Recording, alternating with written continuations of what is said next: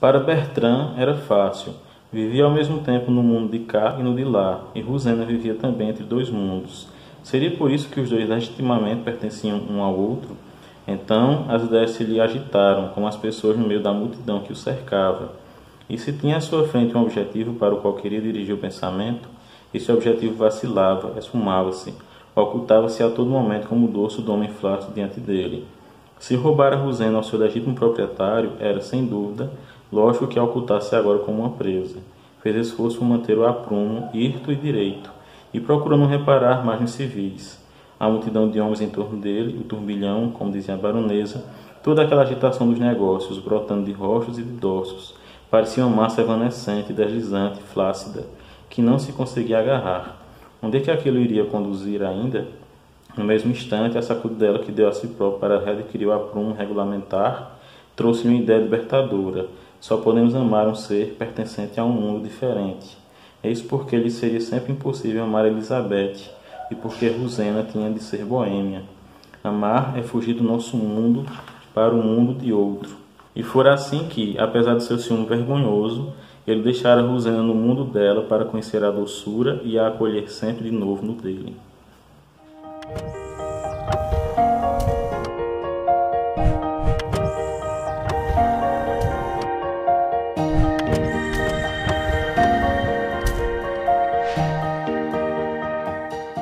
Bem-vindo a mais um Quixotada, o seu programa de literatura. Hoje trazendo o primeiro episódio da série dedicada à trilogia Os Sonâmbulos, do Hermann Brock.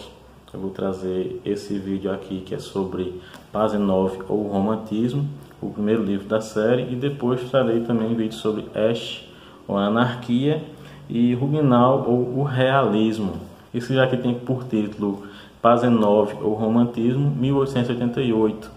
Porque o Hermann Brock, embora tenha nascido em 1886, no dia 1º de novembro, e falecido no dia 30 de maio de 1951, nos Estados Unidos, ele que era austríaco, nascido em Viena, de uma família judia, ele tenta captar o espírito pré-Primeira Guerra Mundial. Ele considera que o espírito da Primeira Guerra Mundial está justamente entre 1888 e 1918, que é quando se passa o último volume da trilogia, que é o Huguenot ou o Realismo. O segundo é o Asch ou a Anarquia. E esse primeiro volume aqui, Pasenov ou o Romantismo, né, que nos Estados Unidos tem o título apenas de O Romântico, ele vai justamente tentar trazer aquele espírito do romantismo e as suas consequências para a Europa e para todo o mundo, né? Já que a Primeira Guerra Mundial afetou o mundo inteiro. Então essa trilogia aqui pode ser colocada na mesma categoria de livros gigantescos, como A Montanha Mágica, do Thomas Mann, que já tem vídeo aqui no canal, e O Homem Sem Qualidades, do Robert Musil. Em todos os três são livros bem extensos, né? Ou, no caso, esse aqui é uma trilogia, né? Mas mesmo assim, se você for ler a trilogia completa, é bem extenso, são mais de 600 páginas nessa edição aqui. E eles todos estão tentando entender o que levou a Europa a cair na guerra, né? Nessa guerra tão sangrenta que foi a Primeira Guerra Mundial. Essa tentativa de compreensão, eles não falam sobre a guerra em si, ou pelo menos falam apenas no final de suas obras, né? O Homem Sem Qualidades, talvez ele tivesse falado sobre a guerra se não fosse um romance inacabado, mas é A Montanha Mágica, que é um romance acabado. A gente só vai ouvir falar sobre a Primeira Guerra Mundial já nos últimos parágrafos, né? Quando Hans Castro vai para a Primeira Guerra Mundial como soldado. Esse aqui ele tenta traçar esse perfil já desde os anos 1880, né? Esse primeiro volume se passa em 1888. Primeiramente fala sobre essa edição é da Germinal, é uma tradução do Wilson Hilário Borges. E eu queria dizer a vocês que eu não indico essa edição aqui. Além do fato de que na própria capa já tem o nome errado do autor, né? O Hermann Brock não escreve com um K no final, mas com um H. Ela também tem alguns erros. Felizmente são erros de excesso, pelo menos os que eu detectei não são ausências de texto, mas excessos de texto. Tem uns momentos em que simplesmente você está lendo e aí sobra um texto que não era para estar lá, que você já tinha lido anteriormente.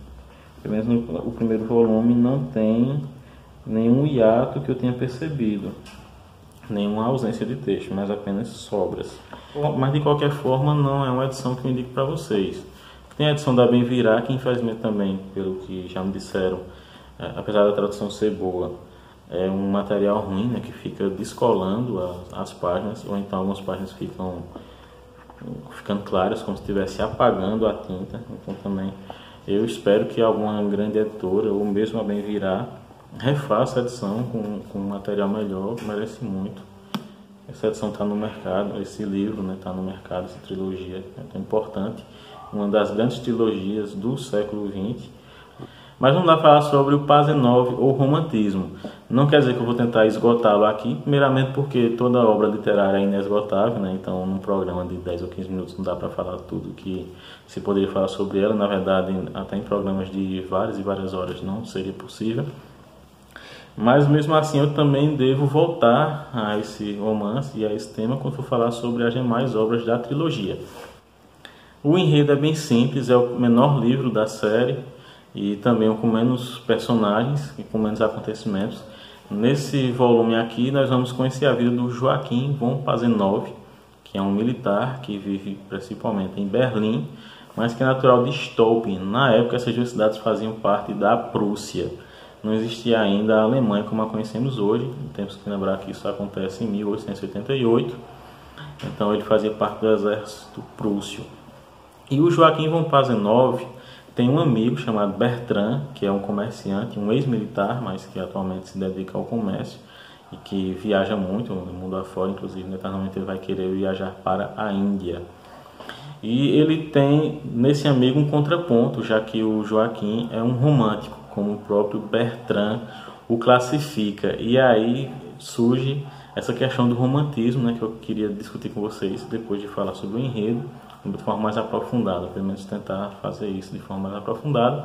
Mas veja bem, o Joachim ele tem uma espécie de relação com a família de um conde, cuja filha Elizabeth deveria ser sua noiva. O pai de Joachim, né, o senhor von Pasenov, já com 70 anos de idade, deseja fazer esse casamento. Ele quer, de qualquer forma, que o Joachim noive com a Elizabeth para que ele herde suas terras, especialmente depois da morte do irmão do Joachim, do Helmut. Ele morre num duelo. E é interessante porque o pai deles fica repetindo o tempo todo, né, que ele morreu em nome da honra, ele morreu em função da honra, ele morreu de uma forma honrada. E então, a partir desse momento, o senhor von Pasenov quer que o Joachim volte para as propriedades, né, que ele vai administrar as propriedades, né, já que o Helmut não poderá fazer isso, e que ele se case com a Elizabeth, né, para ter uma certa segurança. Só que em determinado momento o senhor von Pasenov vai querer deserdar o Joachim por achar que ele não tem o cuidado necessário para cuidar das suas propriedades. E, inclusive ele gostaria de adotar o Bertrand, o amigo do Joachim, para que faça isso, para que administre as propriedades. E o Bertrand, ele é meio que um amigo fura-olho, né, do Joachim, porque em determinado momento ele vai se declarar como alguém que ama a Elizabeth, né, e meio que atrapalha o noivado dos dois, embora talvez seja também uma tentativa de auxiliar, né. O Bertrand tem uns pensamentos bem contraditórios em relação à moral como a conhecemos, mas ao mesmo tempo parece que funciona, né, a estratégia dele. E o Joachim é apaixonado por Rosena, que é uma prostituta e que é estrangeira também. E a Rosena é um mistério, né, como eu li para vocês na abertura do vídeo. Ele afirma que ama a Rosena justamente porque ela é de um mundo totalmente diferente do dele. E que o amor seria isso, seria tentar trazer alguém que é de um mundo diferente para o seu próprio mundo, ou então entrar no mundo de uma pessoa, né, de um mundo totalmente diferente do seu. O Joachim, que é um romântico, e o romantismo do Joachim nos remete à ideia de Nietzsche, quando Nietzsche critica, né, o romantismo. Nietzsche em determinado momento diz que ele jamais poderia ser um músico, porque se ele fosse um músico ele seria um romântico. E isso é claro que é uma crítica a Wagner. E a gente tem que lembrar que Wagner, Richard Wagner, que é um grande compositor, eu adoro as músicas do Richard Wagner, mas em determinado momento, né, o romantismo dele vai levar a uma exaltação do espírito alemão, que que foi adotado pelo nazismo, né, isso já na Segunda Guerra Mundial. Então a gente pode dizer, inclusive, que essas tentativas de compreender o que levou a Europa à Primeira Guerra Mundial não se resolvem até a Segunda Guerra Mundial. Inclusive esses autores, né, o Robert Musil, o Thomas Mann e o Hermann Brock, foram perseguidos pelo nazismo, tiveram que emigrar, né, que fugir da Alemanha ou da Áustria. Inclusive Brock foi preso, né, em 1938, quando a Áustria foi assimilada pelo Partido Nazista, e então ele conseguiu uma autorização para emigrar. Inclusive participaram do movimento para conseguir a sua libertação James Joyce, entre outros intelectuais, e ele conseguiu emigrar em 1938. E esse romance aqui foi publicado em 1930, né, no início da década de 30. Então eles estavam tentando ainda compreender por que a Europa tinha caído na armadilha, né, que levou à Primeira Guerra Mundial, e já estavam novamente em uma armadilha, dessa vez para a Segunda Guerra Mundial, que também existe um grande romance de língua alemã que eu já falei aqui no canal, O Tambor, de Günter Grass, que tenta compreender já esse segundo movimento, ou essa nova maré de eventos que leva o mundo a mais uma destruição, a mais uma catástrofe. Então o enredo do livro trata sobre esse quadrângulo amoroso, podemos dizer assim, né? Já que o Bertrand fica atrapalhando tanto a relação do Joaquim com a Rosena, como a relação dele com a Elizabeth. Mas o livro, na verdade, não quer tratar apenas dessas questões individuais, e sim tentar mostrar um panorama do pensamento, do intelecto das pessoas que estavam vivendo nessa época. E o Joaquim é um grande exemplo disso, porque ele é uma mostra de alguém que não consegue entrar nesse mundo da modernidade, e ele inclusive se isola nessa questão da farda, né, do mundo militar, como forma de encontrar a ordem em um mundo cada vez mais caótico. Eu vou ler aqui um trecho para vocês verem o que é que o Hermann Brock fala a respeito. Tempos houve em que a igreja era o único juiz a julgar o homem, e todos tinham consciência de que eram pecadores. Hoje é o pecador que tem de julgar o pecador, para impedir que todos os valores só sobrem na anarquia. E, em lugar de chorar com ele, o irmão sente-se na obrigação de dizer ao irmão: procedeste mal. E se outrora o traje clerical, como algo de inumano, era o único a distinguir-se dos outros, e se então, mesmo no uniforme e no hábito talar, ainda transparecia o civil, tendo-se perdido a grande intolerância da fé, houve que pôr a toga terrena no lugar da celeste. Tornou-se necessário que a sociedade se dividisse em hierarquias e uniformes terrenos, e que estes se elevassem a valores absolutos, substituindo a fé.